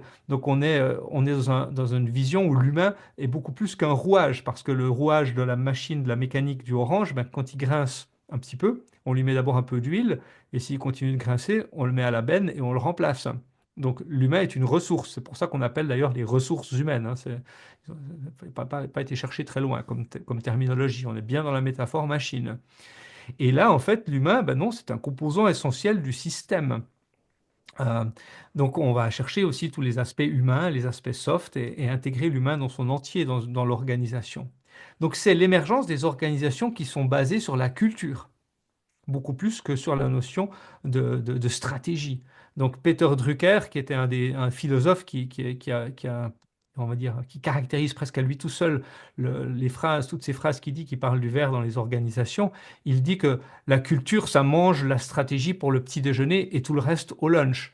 Donc en fait, là où finalement, dans le paradigme orange, l'essentiel, c'était d'avoir une bonne stratégie et de l'exécuter, eh bien, dans le verre, l'essentiel, c'est de faire en sorte que les gens ont du plaisir à venir au travail. Donc on ne peut pas être plus opposé. Et donc le verre, ce qui se caractérise aussi très fortement, mais c'est le cas de tous les systèmes de valeurs précédents, j'ai dit que normalement ou en théorie, un système de valeurs, a transcendé et inclure les précédents. Mais ce qu'on observe aussi, ou ce qu'on observe particulièrement avec le verre, c'est que les systèmes de valeurs émergent aussi parfois en réponse et en rejet des précédents. Donc le vert, c'est souvent le cas, il rejette complètement les systèmes de valeurs précédents. Très fortement, il rejette principalement le orange et le bleu. Au point où l'ego est un vilain mot, le capitalisme, l'argent, tout ça, ce sont des tabous, on n'en parle pas, tout est rangé du côté où tout ça, c'est le diable, c'est mauvais. Donc ce qui est intéressant de voir, c'est que ça, c'est le bleu qui est encore ancré et intériorisé dans le vert, qui rejette et qui juge de façon négative certaines choses. C'est pas du tout le vert, c'est le bleu qui est encore présent dans le vert, qui tend à être dans cette forme de jugement et du coup de rejet. Et chaque système de valeurs, à un moment donné, croit qu'il est la vérité et la réponse à tous les problèmes du monde. Euh, et qu'il est évidemment bien meilleur que tous les précédents. Et c'est très fortement le cas du vert. Dans l'évolution de l'individu, le ver arrive souvent après l'adolescence ou au début des années d'adulte lorsqu'on crée notre première famille en dehors de notre famille. Ces liens où on s'associe par valeur à des personnes, où on se crée un environnement qui est quasiment une famille. Donc ça, c'est l'espace que l'on peut retrouver dans notre évolution individuelle, où nous touchons généralement pour la première fois au ver, même si on a eu des parents qui nous ont éduqués là-dedans. La première fois où on va vraiment le vivre, c'est quand on va le vivre par nous-mêmes. Les organisations vertes, aujourd'hui, il en existe. Là, ce sont déjà des exemples. Il n'y en a pas énormément de connues, de grandes, qui fonctionnent dans ce paradigme, qui mettent ou qui tentent ou qui ont eu à un moment donné des politiques qui ont tenté de mettre l'humain au centre. Je ne vais pas entrer dans les détails de ces organisations, ce n'est pas le sujet principal des organisations, mais c'est intéressant de voir que là, ça commence à se réduire déjà. Donc, il n'y en a pas beaucoup. Et il n'y en a pas beaucoup qui arrivent forcément non plus à toujours durer là-dedans. Par exemple, première Southwest Airlines ont une grande période verte. Il y a des livres qui ont été écrits là-dessus, et en même temps, aujourd'hui, ils en sont un peu ressortis, ils sont retournés dans l'orange. Donc, c'est pas forcément toujours durable. Les percées majeures, c'est les valeurs et la culture au centre, bien avant la notion purement de réussite ou de stratégie. Et l'empowerment, ça va un peu plus loin encore que la responsabilisation qu'on avait en orange. L'empowerment, c'est vraiment là, l'organisation est au service du développement des employés et des individus. Et le modèle de stakeholder, qui veut dire en fait partie prenante, c'est-à-dire qu'une organisation va typiquement prendre en compte toutes les externalités ou toutes les parties prenantes, donc les employés, l'environnement, tout le contexte social qui se trouve autour d'elle, et ne pas soigner que les investisseurs. Donc le modèle précédent s'intéressait que à rémunérer les investisseurs. Là, on commence à s'intéresser aux employés et au contexte environnemental et social. Voilà, j'arrive à la fin du vers, c'est-à-dire qu'on arrive ici à la fin de ce premier cycle. Et donc, je vous disais qu'une des caractéristiques du premier cycle, c'est que les systèmes de valeurs ont tendance à émerger en réaction au précédent. Et c'est ça qui va complètement transformer ce qui nous attend au deuxième cycle. Le jaune n'arrive pas en réaction ou en rejet du vert, ni du orange, ni du bleu, ni du rouge, ni du bleu, ni du rouge, ni du violet, ni des précédents. Il arrive pour la première fois en intégration des précédents. Donc, ce qui fait la caractéristique du système de valeurs jaune qui émerge, c'est sa capacité à faire du et à la place du ou, à commencer à mettre ensemble des choses à assembler les différentes composantes des systèmes de valeurs plutôt que de les faire se rejeter les uns les autres. Johan, où est-ce qu'on en est en termes de temps? J'ai juste besoin d'un petit check. Eh bien, si tu voulais garder un temps, 25 minutes pour l'échange, il nous reste 10 bonnes minutes, 10-15 minutes de présentation si on veut avoir un temps d'interaction après, si ça va pour toi. Très bien, merci. Donc, je vais faire relativement bref. Vous allez me dire, oui, mais c'est dommage parce que c'est la partie la plus intéressante. Et en même temps, c'est pas grave parce que c'est la partie que, en vrai, on connaît le moins bien. Même si on a tous envie de croire qu'on y est déjà. Donc, c'est aussi une ouverture pour continuer d'explorer à travers les ateliers qu'on va vous proposer pour la suite, de voir concrètement comment ça s'habite ces systèmes du deuxième cycle. Parce qu'aujourd'hui, on les connaît. Intellectuellement, on les comprend. Mais comment est-ce que nous incarnons véritablement ces systèmes de valeurs? Eh bien, là, c'est beaucoup plus difficile. Pour la plupart d'entre nous, dans certains domaines, peut-être qu'on y a un accès dans certains contextes, mais peut-être pas dans d'autres. Donc, je vais mettre beaucoup de prudence et là, je vais parler euh, peut-être de deux choses. Je vais vous dire tout de suite, le monde du développement de l'enfant ou de l'humain, ça s'arrête là, parce que moi, mes grands-parents, ils se sont arrêtés au bleu, par exemple. Donc il y a aussi dans quelle génération nous sommes. Il n'y a pas forcément tous les individus qui évoluent le long de la spirale, ça dépend des conditions de vie, ça dépend de l'époque dans laquelle nous vivons. Donc déjà, sur le orange et le vert, on est peut-être déjà dans la stratosphère pour l'époque de mes grands-parents. Donc arrêtons ce chemin de développement-là. Il était intéressant surtout sur les systèmes de valeurs du début. Pour ce qui est de la société, nous voyons aujourd'hui émerger dans le système de valeurs jaunes une capacité, cognitivement, on en a tous déjà du jaune. C'est la capacité de reconnaître, typiquement si on prend l'épisode Covid, que nous avions en beige ceux qui allaient acheter du papier de toilette. Je fais une grosse simplification ici, hein, juste un petit peu pour un petit peu d'illustration, pour vous garder bien réveillé. Ça rappelle des bons souvenirs, ça, non? Euh, En violet, nous avons ce que nous avons vécu dans le confinement, c'est-à-dire qu'on s'est retrouvés dans nos familles, dans nos cellules, dans nos tribus quelque part, hein. On a vécu un peu de force quelque part ce côté du rapprochement. Dans le rouge, nous avons eu tous les exécutifs politiques qui ont pris le pouvoir et qui ont pris des décisions immédiates. On ferme tout, on ferme les écoles, on arrête ceci, on arrête cela, tout le monde reste chez soi. C'est juste, c'est ce qu'il y a à faire dans l'urgence. C'était du pur pouvoir rouge et c'est exactement là où on a besoin du pouvoir, de la prise de pouvoir du leadership rouge. Dans le bleu, nous avons eu toutes les règles de distanciation, de nombre de personnes, de quel magasin a le droit d'ouvrir, de quelle heure à quelle heure et comment et combien de personnes dedans au mètre carré, etc. Lavez-vous les mains, enfin, les masques, etc. Les tests de ceci, l'aviation, le machin, enfin, vous voyez, tout ce qu'on a, tout ce que l'administration nous a créé comme règles et comme système pour nous faire fonctionner de manière le moins dangereusement possible, avec tout ce qu'elle a de bleu, elle a tout donné. Donc je vous invite à toujours voir les côtés positifs de tout ça, bien entendu. Peu importe où vous en étiez à l'époque du Covid, là je vous invite à aller voir les contributions de chacun de ces systèmes de valeurs pour essayer de régler le problème.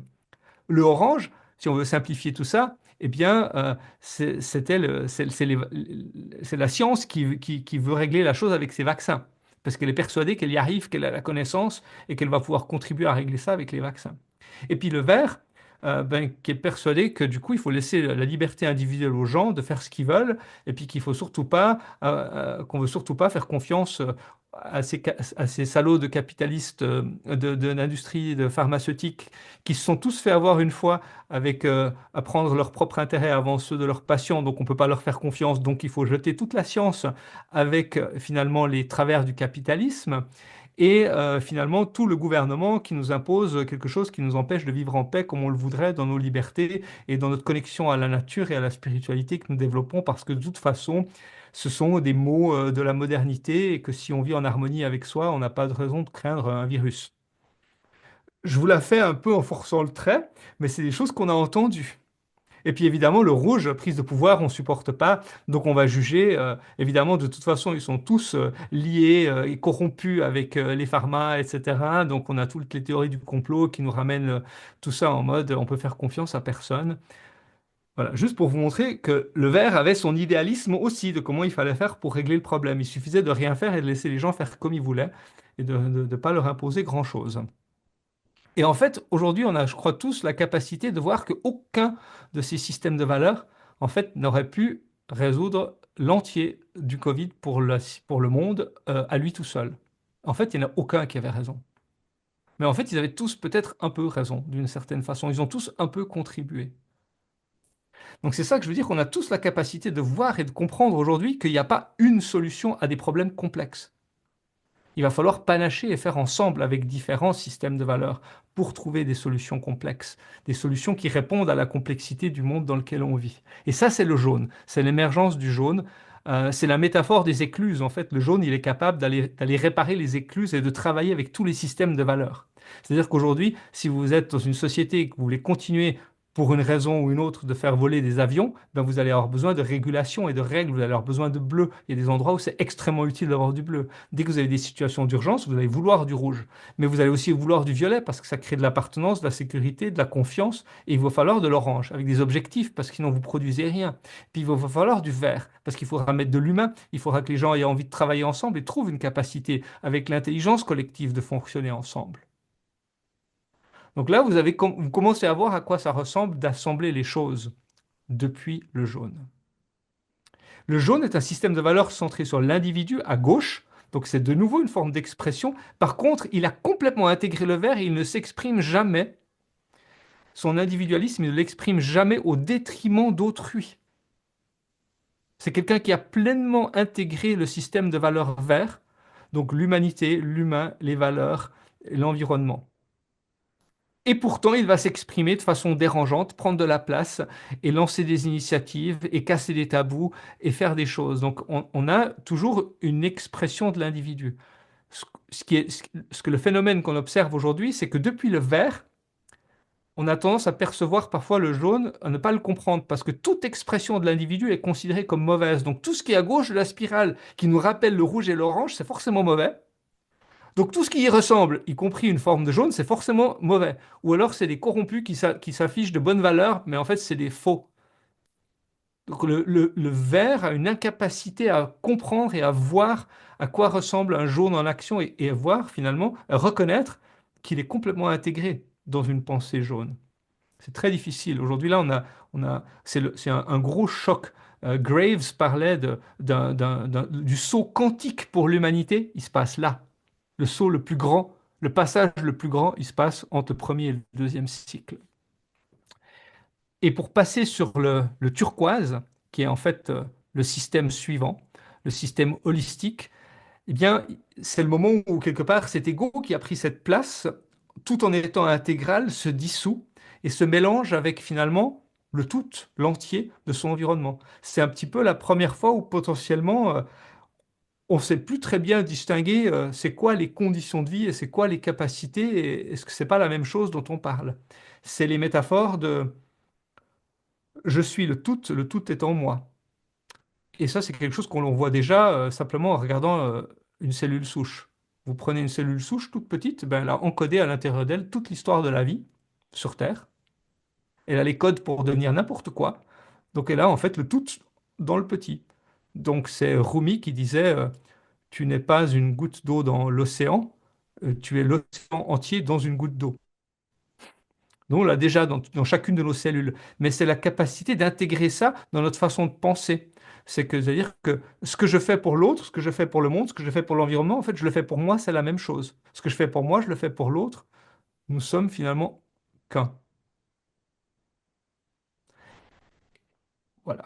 On touche à la dimension soin énergétique, on touche à la dimension de choses qu'on ne comprend pas, on touche à la physique quantique, de phénomènes qu'on n'arrive pas à expliquer aujourd'hui, où finalement, potentiellement, l'entier de la réalité dans laquelle nous vivons ne serait que des cordes et de l'énergie, ou de la conscience, c'est juste deux manières de dire la même chose. Donc il y aurait conscience et des cordes, et toute matière n'est finalement qu'illusion et que tout n'est que conscience, et que potentiellement nous ne sommes que des fragments d'une seule grande conscience. Voilà, pour rester sur une conclusion un tout petit peu perchée, je crois que c'est là. Et en fait, c'est un phénomène émergent que nous comprenons encore relativement peu, qui est peu présent, dont on a peu de caractéristiques. Moi, j'ai vécu des expériences, des moments, des phases comme ça, où je dis, ah, là, ça y est, j'ai l'impression que ça doit être ça. Puis en fait, c'est quelque chose qu'on peut vivre que dans la façon dont un espace est tenu. Mais ça peut ressembler à du vert, ça peut ressembler à du violet, ça peut ressembler à plein de choses. Puis en même temps, il y a encore autre chose qui est là. Puis après, on est incapable de le reproduire. C'est quelque chose d'encore très intangible, même si on peut le vivre peut-être dans une expérience. Voilà, j'ai fait une conclusion sur les deux systèmes de valeurs du deuxième cycle qui sont en émergence un petit peu rapide, mais j'ai envie de conclure en disant que moi, quand j'ai découvert la spirale, j'étais sûr qu'il y avait tout un travail à faire pour le jaune, l'intégrale, de faire du et, etc., etc. Et je l'ai dit en début, je me répète un peu, mais je crois que c'est le plus important. Le vrai travail de pouvoir fonctionner et incarner un système de valeurs jaune dans le monde aujourd'hui, le travail ne se fait jamais contre le haut de la spirale, il se fait toujours contre le bas. C'est comment est-ce que je me réconcilie avec les systèmes de valeurs, comment est-ce que je trouve une intégration saine avec le violet, avec le rouge, avec le bleu, avec le orange et avec le vert. Et oui, le orange aussi, et oui, le rouge aussi, messieurs, dames. Tous ceux qui... et plus ça vous dérange, plus il y a potentiellement un potentiel de réconciliation à faire dans ces espaces-là. Il est où ma capacité d'exprimer un rouge sain? Elle est où ma capacité d'exprimer un orange sain ou un bleu sain, d'en mettre là où il y en a besoin, de les combiner, de travailler avec, de travailler avec des gens qui ne comprennent rien au jaune, qui sont eux peut-être encore en rouge et en bleu. Mais depuis le jaune, j'arrive à faire ça. J'ai pas besoin d'amener les gens dans le jaune. C'est ça le vrai travail de développement ou d'évolution de l'humanité. Et pour la suite, je vous propose de... Nous avons déjà réservé une date avec Johan, le 7 mai, pour un premier atelier de 19h30 à 21h30, où l'idée, c'est de prendre un sujet. J'en ai mis quelques-uns ici. On pourrait en choisir un. On pourrait faire d'autres ateliers, peut-être au mois de juin, peut-être après l'été, où on explorerait un sujet, par exemple la thématique de la géopolitique, un petit peu à quoi on assiste aujourd'hui entre l'arrivée de Trump au pouvoir, avec la guerre en Ukraine, qu'est-ce qui se passe au Moyen-Orient, et de commencer à appliquer la grille de lecture de la spirale dynamique et voir en fait comment tout ça en fait prend parfaitement forme et il y a une forme de cohérence dans tout ce qui se passe dans le monde qui nous indique que voilà, ben, c'est juste ça, c'est ce stade d'évolution, c'est cette régression et c'est pour ça, et c'est à cause de ça, et potentiellement qui commence à nous pointer vers quoi vers quel chemin pourrait-on prendre à partir de là? Donc, la géopolitique, mais on peut parler de spiritualité, comment elle se décline dans les différents systèmes de valeurs, les formes de leadership, les types d'organisation, quelles sont les composantes culturelles et structurelles des différents systèmes de valeurs. On peut parler de relations amoureuses, de relations sexuelles, comment tout ça s'exprime différemment, d'où nous viennent certaines valeurs, certaines injonctions, certains principes, euh, notre rapport à l'argent. Etc. On pourrait prendre encore plein d'autres sujets. Donc, Johan, comment est-ce qu'on fait pour le vote? Parce qu'on aimerait vous faire voter. Eh bien, on va faire ça de façon très pragmatique parce que je n'ai pas réussi à faire en ligne le sondage intégré à Zoom. Donc, je suggère à chacune et chacun de le noter dans le chat s'il y a une thématique qui vous intéresse plus particulièrement. Et on va faire très basiquement sur de la majorité. C'est du pragmatisme. Donc voilà, notez s'il y a vraiment une thématique qui vous brûle, vous aimeriez tellement et qui n'est pas dans la liste, soyons fous. Notez-la aussi dans le chat. Est-ce qu'ils ont le droit de voter pour plusieurs? Allez, deux maximum. Deux maximum. Vous pouvez choisir deux sujets. Sachant que bah, s'il y a beaucoup de sujets, s'il y a beaucoup de voix, ça veut dire que ça vous intéresse, ça veut dire que potentiellement vous vous engagez à venir aussi si on fait votre sujet. C'est ça. Donc je vous rappelle qu'un vote est aussi, on compte sur vous pour être présent. Et puis là, c'est un peu plus sous forme d'atelier. L'idée, c'est d'être plus participatif et de vous inviter aussi à réfléchir. Si d'autres personnes veulent nous rejoindre, on leur demandera de visionner cette vidéo pour qu'ils Ouais. aient le même parcours, entre guillemets, la même compréhension, en tout cas, de la spirale. Mhm. Et puis ça nous aura l'occasion de creuser l'une ou l'autre chose, notamment peut-être sur le jaune, parce que c'est évidemment là que vont se jouer la plupart des thématiques, des enjeux aujourd'hui. Donc Mhm. c'est des fois plus facile d'en parler de manière pragmatique sur un sujet que de manière un peu abstraite dans une présentation. On peut aussi les croiser, le sexe en géopolitique, par exemple, c'est possible. Ah oui, ça c'est possible aussi. Non, non, je vais pas encore compliquer tout ça. Pendant que tout le monde, pendant que tout le monde répond, en tout cas, un grand merci, Marc, pour cette super présentation qui pose vraiment des bases extrêmement claires, je trouve, pour la spirale dynamique. C'était vraiment, vraiment, vraiment top. Ce que je suggère, c'est que je vais arrêter l'enregistrement pour les J'ai ju- questions, comme ça, tout le monde se sentira peut-être libre. Oui, vas-y, Marc, pardon. j'ai juste encore une. Est-ce que c'est bon pour les votes? Est-ce que je peux passer juste à la dernière slide encore? Oui, oui, pardon, j'ai cru on passait aux questions, bien sûr. Ouais. Ouais, j'aimerais juste vous parler finalement, ben, ça c'est une manière d'aller plus loin à travers ces ateliers, mais il y a aussi d'autres manières d'aller plus loin avec la spirale dynamique. Chez Paradigme 21, moi je suis formateur associé avec la fondation Don Beck, donc qui était le créateur de la spirale dynamique, qui a écrit le bouquin, qui est décédé il y a 2 ans, et donc qui a transmis tous ses enseignements à une fondation. Et moi je suis formateur niveau 1 et niveau 2, donc je peux donner des formations certifiantes de niveau 1 et niveau 2 à la spirale dynamique. La formation de niveau 1, c'est une formation, il y en a une qui démarre le 29 avril, qui se passe sur 8 sessions en ligne où on traverse l'entier du modèle de la spirale en session de 2 heures et demie. Et il y a toute une plateforme d'apprentissage autonome avec énormément de vidéos, même originales de Graves, avec des sous-titres en français. Enfin, j'ai tout traduit en français. Donc, c'est la seule formation certifiante à la spirale dynamique qui existe en français. Elle existe la même en anglais, évidemment. Mais moi, je suis le seul à l'offrir en français. Si ça vous intéresse, je vous ai même proposé un petit code. Si vous mettez Holonis 10 au moment où vous achetez la formation jusqu'à fin mars, vous avez 10% de rabais sur la formation. Vous aurez le lien. J'imagine qu'on va donner le PDF. Comment est-ce que tu vas transmettre le PDF avec le lien de ça, Johan? On peut le mettre sur la plateforme de la communauté intégrale. On pourra le mettre à cet endroit-là. Parfait. Donc, vous aurez le lien pour cliquer de là. Et puis, la formation de niveau 2, elle s'adresse principalement aux coachs et aux accompagnants qui ont envie d'utiliser le modèle dans leurs accompagnements, que ce soit des accompagnements individuels ou d'organisation ou de collectifs, pour utiliser aussi des outils de diagnostic dans le domaine des organisations. Et puis, c'est des formations qui sont relativement finalement cognitives. Et on a une autre offre.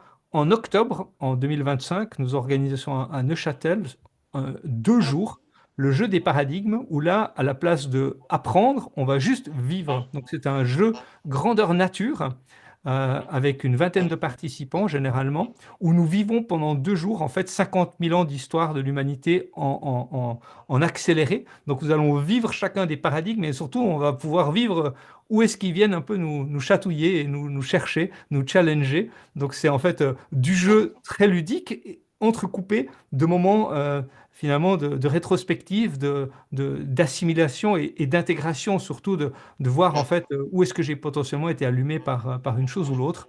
Et donc ça permet d'aller plutôt chercher le côté comment ça résonne et ça fonctionne en moi. Extrêmement fun et ludique, je recommande en complément aux formations ou à la place, c'est égal, pas besoin d'y connaître grand-chose pour venir. Voilà, j'en ai fini pour cette partie-là.